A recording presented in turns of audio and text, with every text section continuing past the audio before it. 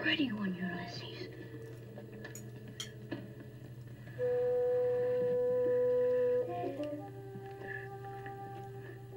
There it is. Hello BookTube, I'm Sean the Book Maniac. Welcome back to my channel. Here I am with my non-fiction November pile of possibilities, TBR.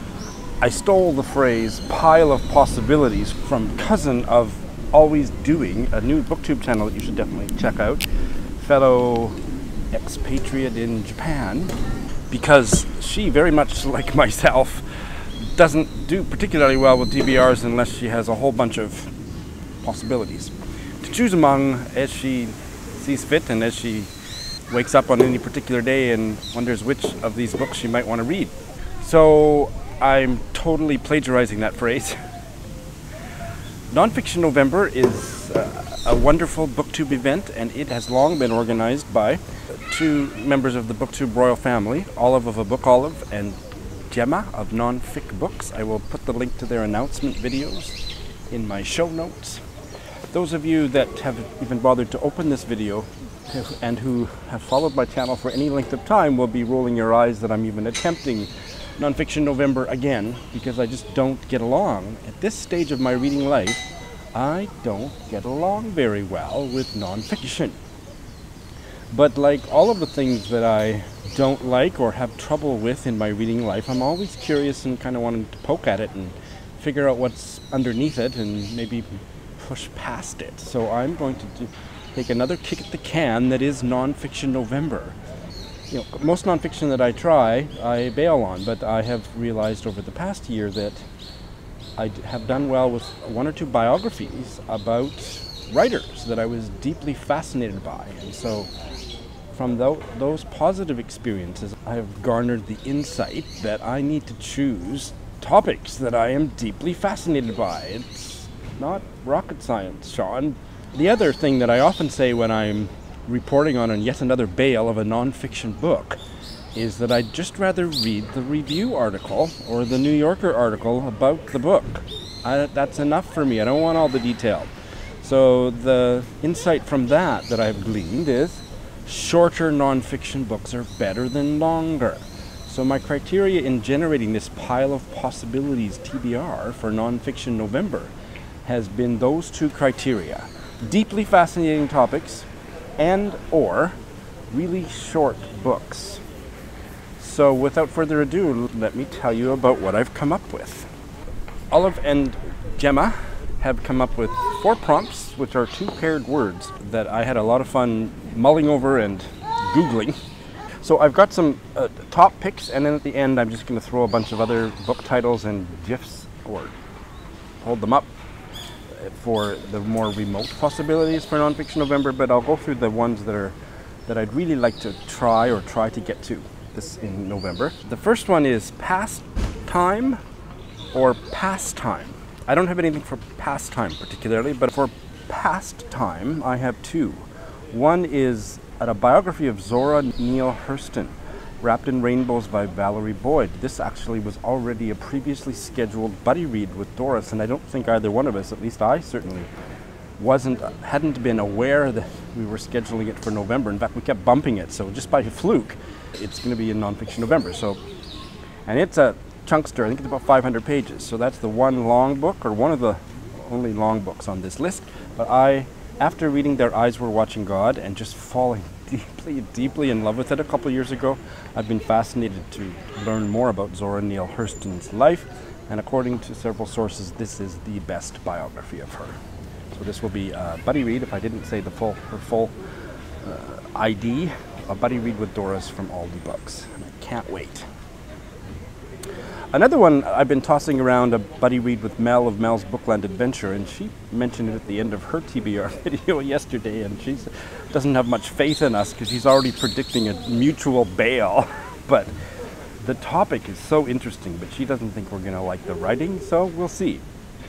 It's called Stone of Destiny by Ian Hamilton, and I didn't know until she talked about it that it is a memoir, so that makes... I don't get along with memoirs that aren't really well written, and so she thinks this one isn't going to be, because this is by the guy who did this thing. And the thing that he did was in about the 1970s. こんにちは。ハロウィンなんですけど。Halloween! Happy Halloween! ありがとうございます。ハッピーハロウィン。すぐそこの保育園はい。保育園でバザバザー。ーやってます。今日は今バザーやってます。はい。面白い。よかったらお願いします。ありがとうございます。はい。で、ここ右まっすぐ行くと橋あるんですけど、はい、すぐそこを左にもう1分ぐらいで着きます。ありがとうよかったらございます。お時間あれば。 Can you show on my camera your costume? ハッピーハロウィン。 Happy Halloween! あありがとうございます。りがとうございます。 Thank you. Thank you.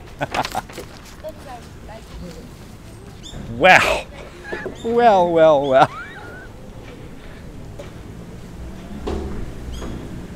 Okay, so there's the word ikemen. Get your little Japanese lesson. Ikemen is pretty-faced young man. I love my life. Okay, moving on. This has been made into a film. There is this famous stone that for centuries and centuries was an important part of the coronation ritual for Scottish kings and queens. And after Scotland was subsumed into Great Britain, once England took control, they took the stone and they put it in Westminster Abbey and put it under the throne there. It became part of the British monarch's coronation. Yeah, that guy flustered me. So damn cute. It became one of the accessories for the British monarch's coronation. But in about 1950, a group of Scottish students went and somehow stole it out of Westminster Abbey and brought it back to Scotland. So it's a true story, and this is a memoir by one of the participants. I heard this on somebody hauled this or talked about this on their BookTube channel, and I've long forgotten who that was. The story sounds so interesting. Mel thinks we're going to bail and we'll just watch the movie together, which apparently you can find somewhere free streaming online, so we'll see. But the true story sounds absolutely fascinating. So those are my two for pastime. The next set of prompts is self and shelf. And I happen to have a buddy read scheduled for quite a long time that fits perfectly. This is a writer's manual called Starting from Scratch by lesbian American novelist Rita Mae Brown. And Chris of the wonderful book podcast, The Book Coopers, who is one of my subscribers, which was just like, oh my God, because the podcast that she's the co-host of is a great podcast that I've been listening to ever since it came online. I'll put a link to their webpage in the show notes, and Chris will be coming online on BookTube any day now, I hope, but sometime soon. And she's one of my subscribers, and so we somehow on Twitter or something started talking about this book, and I said that I would love to reread it. I read it back when I thought I wanted to be a writer, and it didn't do anything to jumpstart my writing career, because my writing career has never happened, and that's fine, but it deepened my appreciation of the English language and of good writing. There's a chapter there about Anglo-Saxon and Latinate diction that completely changed and intensified the way that I close read a text, and for that chapter alone I want to reread it. And my copy, who knows where it is, in a box somewhere in Canada, so I'm going to buy another copy and we're going to buddy read it this month. So, self and shelf. I also just found the other day, browsing on Scrib, that they have the 2-volume set called The Literary History of Saskatchewan, which is written or compiled, edited by my old professor at the University of Saskatchewan, David Carpenter. And volume 1 is about 300 pages, and I am getting more and more interested in Saskatchewan literature as a way of kind of understanding where I came from and understanding myself, all that stuff. So very personal, but also there's probably 85% of what's in that book I've never heard of, so I think it would be a really great reading project to do for Nonfiction November. It's, like I say, 300 pages, so whether I actually finish it this month, I'm not sure. For Victober, I read Anne Bronte's first novel, Agnes Grey, and that was, I regret, I'll never get those 6 or 7 hours back because it was a terrible novel, but reading more about the Brontes, I realized how interesting the whole family is, so Scribd has a 150-page biography of the Brontes. The Brontes, A Family History by John Cannon. So if I can get to that this month. The next set of prompts is probably my favorite. 3, Wander and Wonder. I'm going to tell you in just a minute about a couple of books about whales that I'm hoping to do for this prompt. But first, let me tell you that as I was having in Google heaven finding out about Welsh books to read, both fiction and non, because as you may or may not know, November is also Novellas in November. I'll put a link to the announcement video and my TBR, just in case you're interested in that. So I'm doing both of those in November. So anyway, to make a long story short, as I was wandering around the internet, wondering about Welsh literature, I discovered a book by a Welsh writer, non-fiction writer, Horatio Clare, that just captured my imagination, and I really was waiting to film this video so I could show you the physical beauty of this book. So here's the book. It's called Something of His Art, Walking to Lubeck with J.S. Bach by Horatio Clare. And this is a kind of an essayistic musing on the fact that, so apparently in the winter of 1705, Bach, who was an unknown composer at the time, living off the proceeds of being a teacher and an organist, set off on a long walk from Arnstadt to Lubeck, a distance of more than 250 miles. And that walk, that 250-mile walk, according to the synopsis here, was, oh my god, I mispronounced pivotal twice. Pivotal to him becoming the great composer that he became. And this, in this little book, whatever it is, memoir, Clare retraces the journey, walking in Bach's footsteps. And it's about 100 pages. Even though I'm not that much into music, it really captured my imagination. So I'm going to start my nonfiction November with this gorgeous little book about Bach's walk to Lubeck. Something of His Art by Horatio Clare. Has anybody heard of Horatio Clare? He's new to me, but he's written some memoirs about his Welsh family and written all kinds of weird, interesting books about nature and whatnot. And this is published by Little Taller Books, which seems like they have a bunch of interesting stuff too. Really psyched about this one. If I can get to them, and these books are coming from, I think, a book depository that should be here any day now, but if I can get to them, I'm going to read 2 non-fiction books by the Welsh novelist and short story writer, Rhys Davies. Okay, that cute Japanese young man must have really flustered me because I totally massacred a really easy pronunciation of a Welsh name. His name is not Rhys Davies, it's Rhys Davies, who died in 1978, aged about 77. He was an English language writer, and he was, although he remained closeted throughout his writing career and his life, he was gay. And I am planning to read, I didn't know anything about him, but just again, through wandering around the internet, I found out about him and piqued my interest. One is autobiography called Print of a Hare's Foot. And again, there's nothing in his autobiography about his gayness, but that's fine. Maybe I'll find something that nobody else noticed. And another one that's kind of his own personal history of Wales, the story of Wales. So I've got both of those coming my way.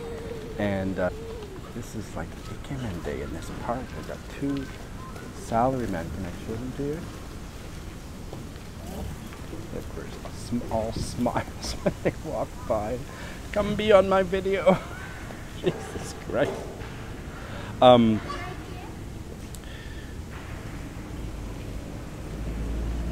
Truth is stranger than fiction, as they say. So, yeah, but they sound good, and they're both short little books. This one, the Book Ponderer also found, and we found it exactly the same way, just kind of putting wander into books. I put it into Scribd, and I came across this 2.5-hour audiobook. It's called The Wander Society by Carrie Smith, who I've never heard of, but she found cryptic handwritten notations in a worn copy of Whitman's Leaves of Grass, which piqued her interest, and it led to her finding this mysterious group called the Wander Society. And this book, memoir, I'm not sure, but this book, the sun is starting to be not my friend, so that is maybe a little better. So now you can see the post of this strange, mysterious society. That's all I know. I'll report back. It's a short little audiobook, so audiobooks are going to help me read more nonfiction. Another one that I think it's about 100 pages, and I can't remember if I first found out about it on a tweet, random tweet, or it was a footnote in a book that I've been reading. It's a John Berger book. He died last year. I've never read any of his stuff. He writes about art, and he's one of those undefinable writers, like he kind of creates his own genre. And this is called And Our Faces, My Heart, Briefest Photos. And I never do this, but in this case, I'm going to read you the blurb from the publisher's website because it's really well written, and you'll see how much trouble it would be to find other words to describe this enigmatic little book. Booker Prize winning author John Berger reveals the ties between love and absence, the ways poetry endows language with the assurance of prayer, and the tensions between the forward movement of sexuality and the steady backward tug of time. He recreates the mysterious forces at work in a Rembrandt painting, transcribes the sensorial experience of viewing lilacs at dusk, and explores the meaning of home to early man and to the hundreds of thousands of displaced people in our cities today. And Our Faces, My Heart, Briefest Photos is a seamless fusion of the political and personal. So, I may not like it, but it sounds pretty darned interesting, and I want to try a John Berger book, and I'm having trouble. I'm usually a morning filmer, and this location is not so good for this kind of day, and I don't have any more choices left, so I'm just going to have a glowing forehead. Damn it! That's better, but it's not a nice drainage thing there. But anyway, sorry guys. Almost done here. The fourth prompt is micro and macro. I didn't find anything from macro. I think that's where I get into trouble with nonfiction. I did consider a couple surveys of Welsh history, but I just thought, you know what, that's probably not going to be for me. So I do have one for micro, and this is just searching for the word micro on Scribd, and I came across a writing guide called Microfiction. Writing 100-word stories, in brackets, drabbles. These 100-word stories are called drabbles for magazines and contests by Michael Kachula.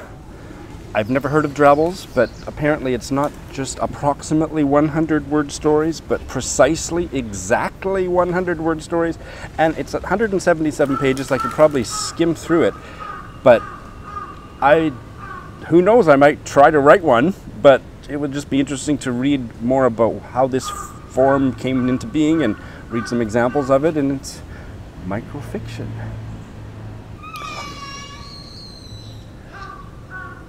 So the kids are getting noisy, the crows are cawing, and I'm tired. So I'm just going to finish up with some random books that I may or may not get to, probably not, and I'm just going to mention them. Audiobook of Fall Down 7 Times, Get Up 8, A Young Man's Voice from the Silence of Autism. Nana Korobiyauki, which is a great idiom. If you fall down 7 times, get up 8, like never give up. And this is a memoir by a young autistic man, Japanese man, Naoki Higashida.